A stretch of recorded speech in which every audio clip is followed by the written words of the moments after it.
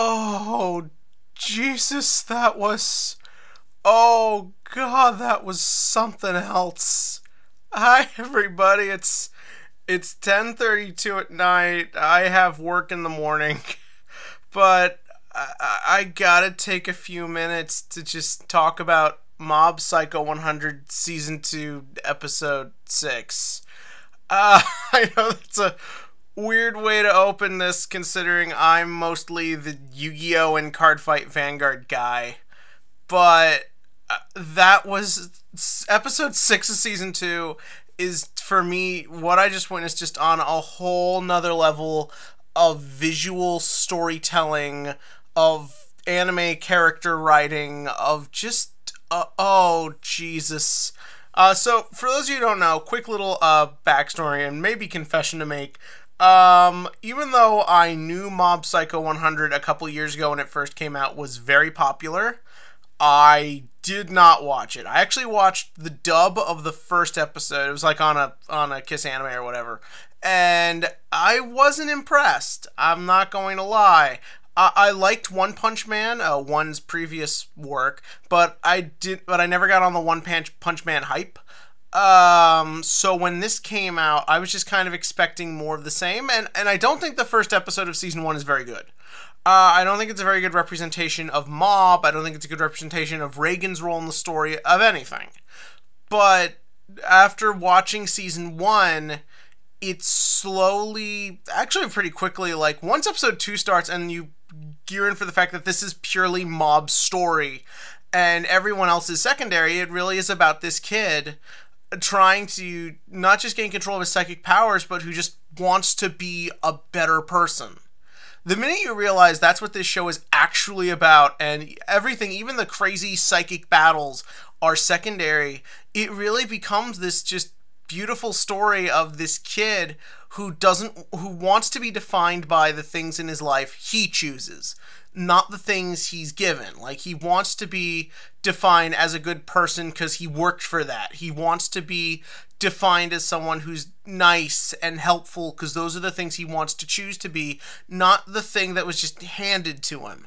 And when you realize that, Season 1 is this really beautiful story of a kid trying to overcome his adversity.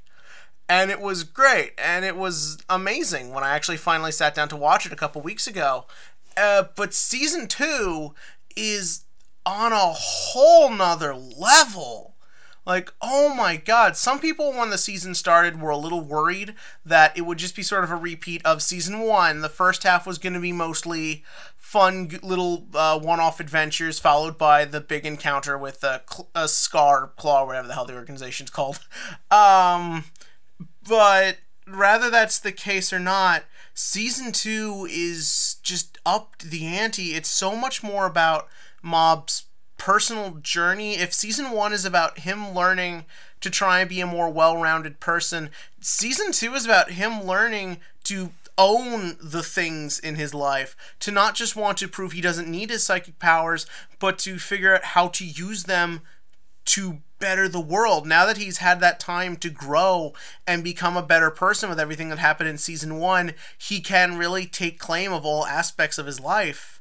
And in my opinion, 6 was or 5, or whatever the hell I just watched, was the culmination of that. Like, everything from the visuals to the way he's tested to the fight is perfect. Like, first up, the visuals of this show, Season 1 had a lot of mixed media to it. A lot of people pointed that out. And the art style Bones went with, trying to really adapt this sort of crude webcomic, really makes for a unique visual experience.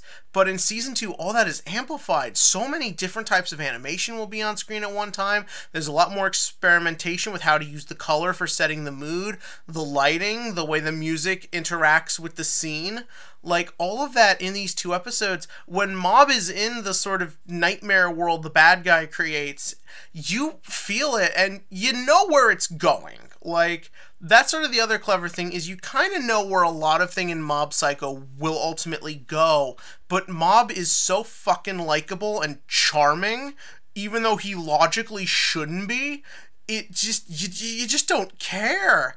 And, like, I didn't care that I knew that obviously Dimple is going to come in, and we'll get Dimple's character moment where he sort of brings Mob back. When it happens, you're just like, oh, thank God. Like, because you just see what Mob goes through. Like, to see what it is actually like for him to be powerless.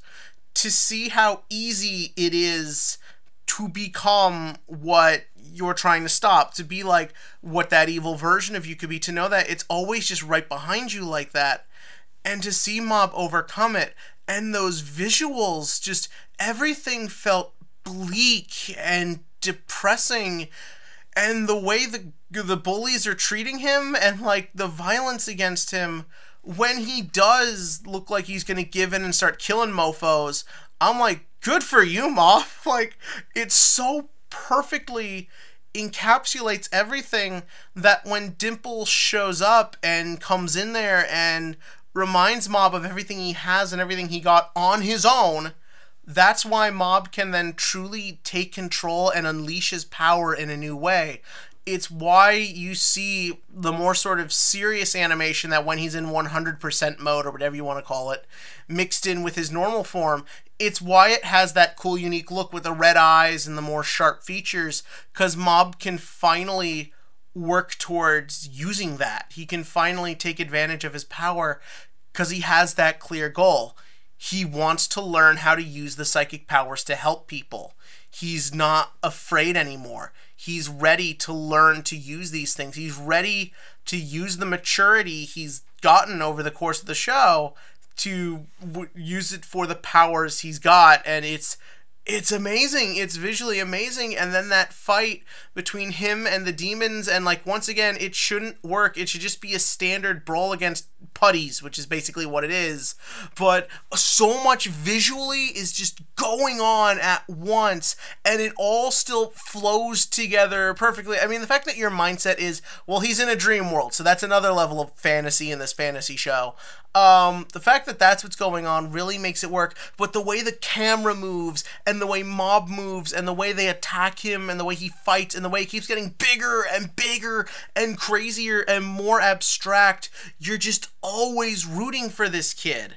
Like, you're always wanting him to save this girl who, lo and behold, isn't just innocent little victim girl.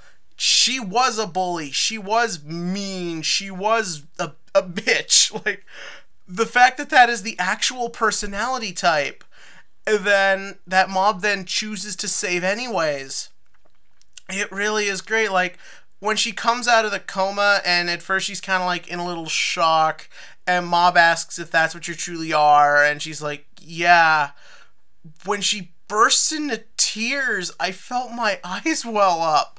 Like, you felt like you went on such a journey with this character who had like no real dialogue, and it's just, oh my God. And Mob's little speech about how people can change, it's not just a generic, well, what did you learn this week?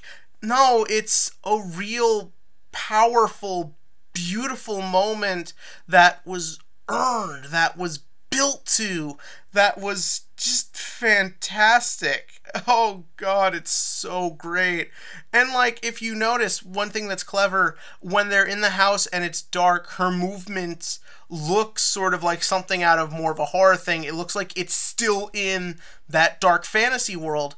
And then when you see her with her dad in the hospital, you see the more bright colors, the more happy look, the more expression, the more sort of flowing movement.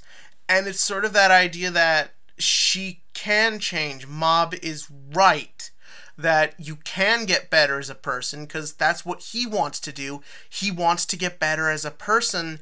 And the fact that there is this anime that ultimately is that it's not just a power fantasy, it's not just a goofy comedy, it's this weird meta commentary about sort of believing in power and power fantasy characters and what it really means to become strong. And I know this is crazy to say it so soon, especially because I spent so long last year waiting to say anime of the year, and again, I know it's only February, but I think Mob Psycho 100 Season 2 might be anime of the year for me.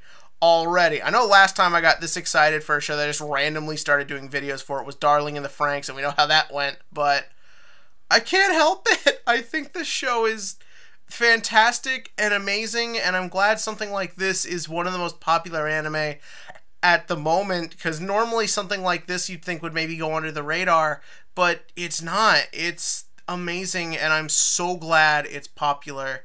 But tell me what you think in the comment section below. Give me your thoughts about Mob Psycho 100 Season 2, this episode, what's going on in the season. Would you like for me to continue talking about the show? Because I'm not going to lie, I've been tempted to do this after like every episode, but for me it was just always too tired. But I got the feeling, man. I got the energy. I got the power.